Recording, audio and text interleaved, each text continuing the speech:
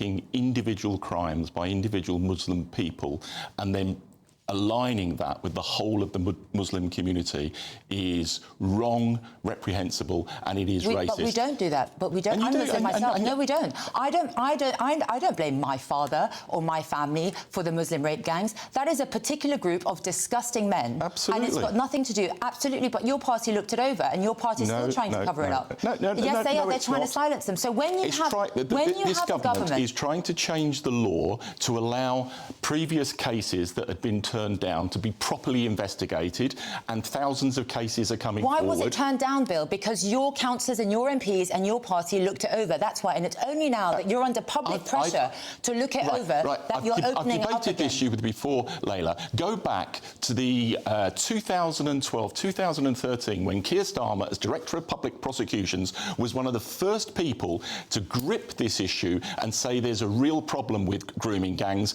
and we need to overturn the law. He wasn't part of the Labour Party then, and 250,000 girls were groomed and tortured under Labour constituencies, and your councillors and your MPs looked it over, looked the other way to protect their vote. True. So when the public see that we have a political party that is pandering to a Muslim vote, debating whether it's a criminal offence to criticise Islam, allowing Sharia courts to flourish, and then overlooking Muslim rape gangs, and then we have a prevent system that is actually chasing so-called far-right fantasy crimes and denying the biggest number of referrals to the prevent programme are on the far right. Well, that is a problem because we have had no terrorist attacks in this country from the so-called far right. We have had it from Islamic terrorists. What about the guy who murdered Joe Cox? What about the man that murdered Joe Cox? Listen, I'm not overlooking that. It was a terrible thing. You just overlooked it. No, you just said there's no evidence of far-right extremism,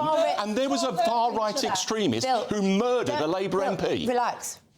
Yeah, I'm not relaxing because I get very angry when you disgracefully misrepresent the picture. Are you saying that far-right terrorism is a bigger danger to this country than Islamic terrorism? Is that what you're saying? I think they're both a threat and a danger to this country. Do you think they're an equal threat? And I actually think... Wow. So you're comparing one horrific death to July 7th, the bridge. You're comparing that to one death. We have ISIS. We have so many Islamic terrorists. We have the Muslim Brotherhood that has infiltrated this country through the boat. And you are saying that Prevent should focus on far-right extremism. No, you have lost the plot, mate. You've lost the plot, Bill.